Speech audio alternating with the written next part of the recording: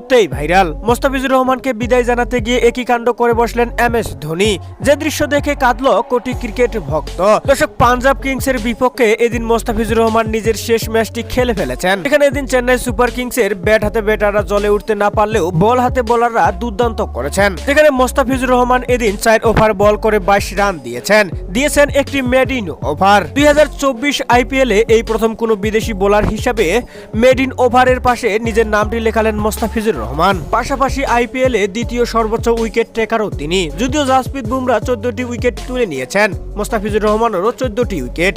কিন্তু ইকোনমির দিক থেকে পিছিয়ে পড়ায় মোস্তাফিজের পার্পেল ক্যাপটি থেকে বঞ্চিত হয়েছেন। যাই হোক, মোস্তাফিজুর রহমানের কাছ থেকে ভক্ত সমর্থকরা এর থেকে বেশি কিছু আশা করতে পারে না।